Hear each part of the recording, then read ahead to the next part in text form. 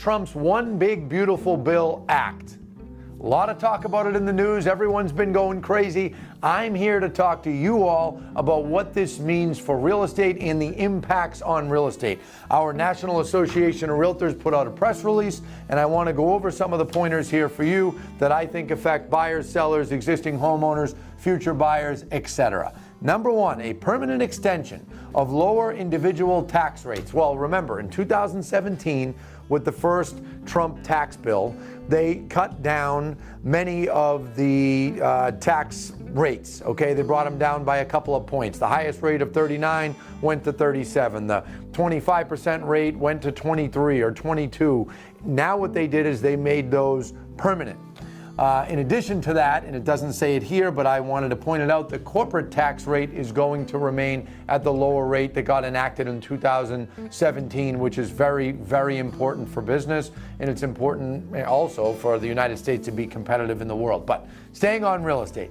Number two, a permanent qualified business income deduction, Section 199. So there's a lot of talk about things that are able to be deducted.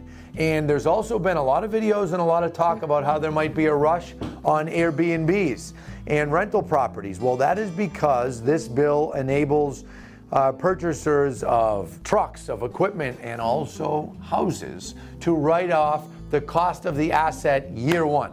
Normally, things are depreciated over 5 years, 10 years, 20 years, 39 years for other things, commercial real estate, residential. I'm not an accountant, don't quote me on the numbers, but something like that. Well, now they are allowing immediate depreciation in the first year. This is going to enable large income people with large incomes and companies with large incomes to purchase things and write them off the first year, and it takes effect this year. So I believe the purchasing of assets will increase again. And remember, it's been on the downslide for 3 or 4 years now, really about 3 years, since interest rates went up. When interest rates go up, less and less things are purchased. That's what we've been seeing. So they clearly made this effective in 2025 in order to get a rush out of people into buying things. I thought that was interesting. Number three, a temporary 5-year quadrupling of the state and local tax deduction cap. That's SALT. Now, this is something that really became a thing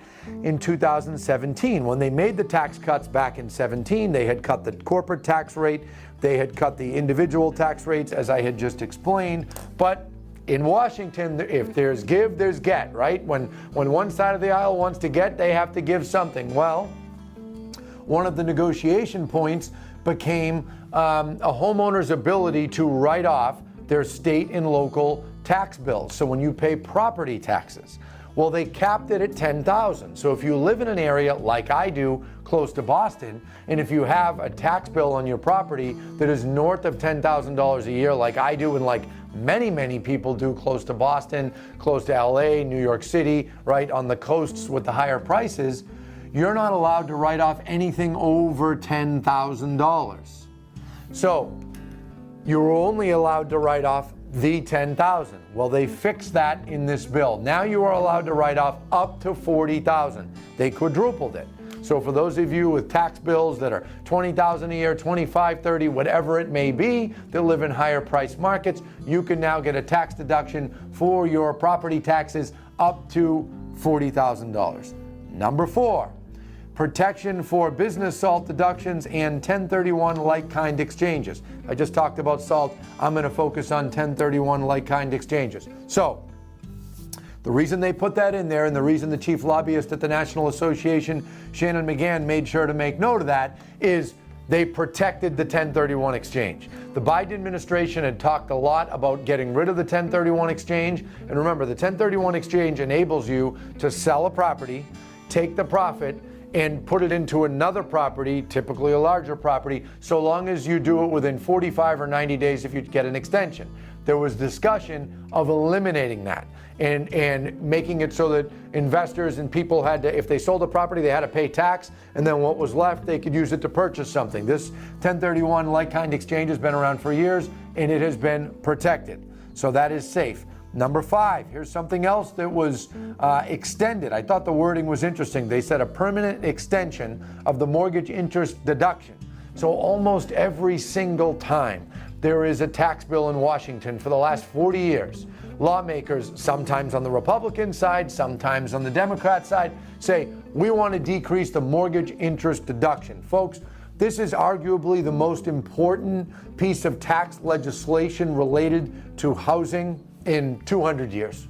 Okay, the ability to write off the interest that you pay and expense it in your taxes so that you pay less taxes is paramount. It's so important. It's so important to housing, and the National Association of Realtors puts a ton of focus on protecting that. I distinctly remember tax bills back in the early part of the century where there was discussion of decreasing that, and they fought tooth and nail to make sure that stuck. So that has stuck, but I find it interesting that they didn't say it was made permanent. There was a permanent extension. So some details there, obviously, but you can know if you're a homeowner, the interest that you pay is protected. And if you are a want-to-be homeowner, someone who is soon to be a homeowner, then you should be excited to know that if you're paying rent now, you can't expense any of that rent in your taxes. But once you are a homeowner and you pay interest on your mortgage, which the first 5 years of the mortgage, you pay a ton of interest, very little principal, you will be able to write that off, and that is why you will pay less taxes once you are a homeowner.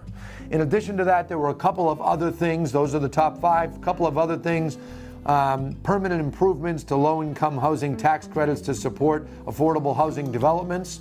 An increase in the child tax credit of $2,200. I believe that was $2,000. It went up to $2,200. That's a little bit extra money for people. This one I thought was critically important. A permanent $15 million estate and gift tax threshold protecting generational wealth transfer. Have you ever watched Yellowstone?